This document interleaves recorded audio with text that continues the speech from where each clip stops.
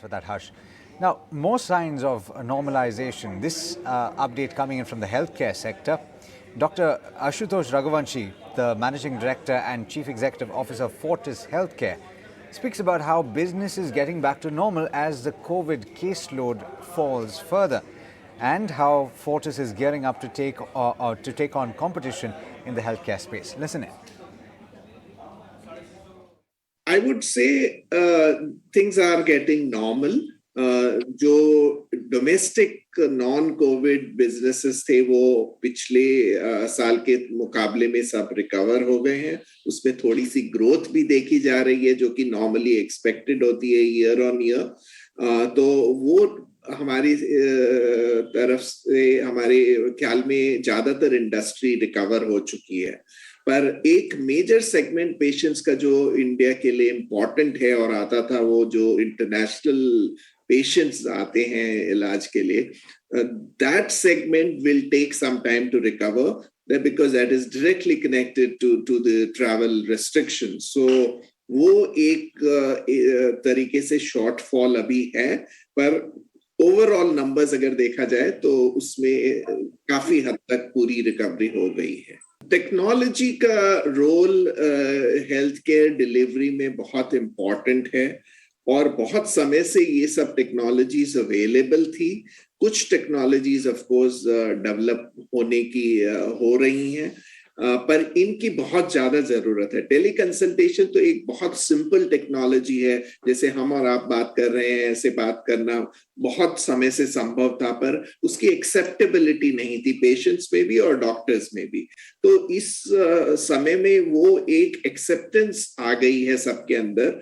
तो ये हमारे हिसाब से चलता रहेगा आगे भी. पर जो टर्शरी केयर पेशेंट्स हैं वो शायद हॉस्पिटल्स में ही कंसल्ट करना चाहेंगे या वर्चुअल कंसल्ट उनके लिए शायद इतने यूजफुल नहीं होंगे. पर जैसे कि कुछ सेक्टर्स हैं, जैसे मानसिक बीमारियों के लिए, मानसिक मेंटल हेल्थ के लिए अगर लोग कंसल्ट करना चाहते हैं, या क्रॉनिक डिजीजेस जैसे डायबिटीज मैनेजमेंट वगैरह है, उसमें हमारे हिसाब से ये टेली कंसल्टेशंस एक तरीके से नॉर्म बन जाएगा, ना कि एक एक्सेप्शन. तो वो एक एरिया बहुत जरूरी है. दूसरा सबसे एक्साइटिंग टाइम जो है अभी, जो नेशनल डिजिटल हेल्थ मिशन शुरू किया गया है, उसका असर आपको इमीडिएटली तो देखने को नहीं मिलेगा, पर वो एक तरीके से पूरा इकोसिस्टम डिजिटल हो जाएगा. अब क्यों वो ऐसी चीज हिंदुस्तान में सफल हो सकती है जो कि कहीं पे पहले नहीं हुई है, उसका कारण है यहाँ पे पूरा हमारा जो सबस्ट्रेट है और जो हमारी ग्राउंड रियलिटी है, उसमें हमें एक लीप फ्रॉग करने की क्षमता है. और उसके कुछ बेसिक कारण है. एक तो बहुत सी एंट्रेंच्ड इंटरेस्ट नहीं है, जैसे कि in United States, there are legacy companies which develop softwares, HIS systems, etc. तो वो उनको इंटरऑपरेबल करने में काफी चैलेंजेस आते हैं और वो एक स्टैंड अलोन सिस्टम्स बने हुए हैं. तो वो एंट्रेंच प्लेयर के कारण वहां पे वो चेंज करना मुश्किल है. जबकि हमारे यहाँ क्योंकि ऐसे सिस्टम्स नहीं है, हमारे लिए ये आसान होगा कि हम लोगों को कन्विंस कर सकें कि ये सब एक प्लेटफॉर्म पे आए और इंटरऑपरेबल सिस्टम बने. Health ID identity in a digital format is already there. The payment systems in digital is already there. So all this trinity of the infrastructure already exists. So because these tenets exist, that is why it will be possible to create this platform which becomes extremely powerful, where all the information flow happens. And a lot of innovation, in my view, will happen on this because the government has deliberately built it in an open format.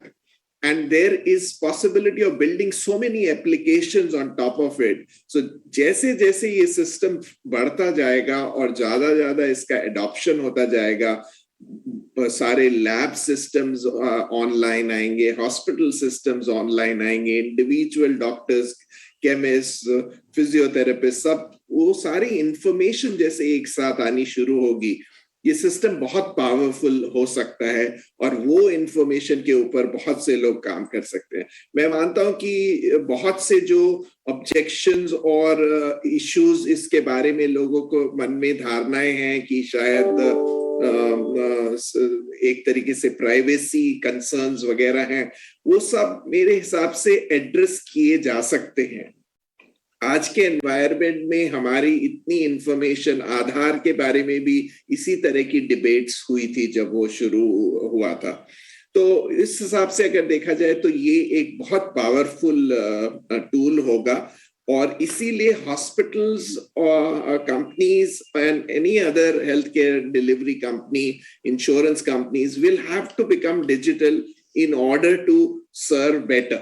और इससे efficiency आएगी system में। अभी सब system disjointed है, patient कहीं अलग जगह डायग्नोसिस के लिए जाते हैं, अलग जगह ट्रीटमेंट के लिए जाते हैं, तीसरी जगह दवाई लेने जाते हैं। ये सब चीज कंपोनेंट्स अगर एक ही सिस्टम पे हो तो उसमें बहुत एफिशिएंसी आएगी और उससे पेयर और पेशेंट और प्रोवाइडर तीनों को फायदा होगा।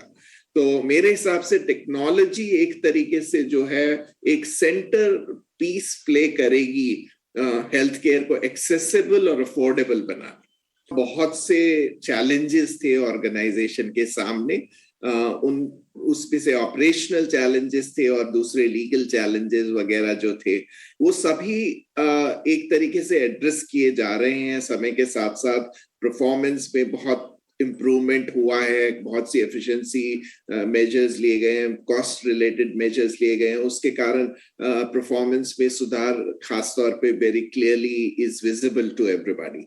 Other than that the legal issues also we are hoping should be behind us. Once that is behind us, I think we should look for an exemplary growth following this. And also there are many corporate actions which we will probably take. That was the head of Fortis joining in and speaking about the updates there. Let's slip into a short break now, but we'll get you updates on the IT stocks that are in focus today and the results that you have to look forward to in just a short while. Do stay tuned.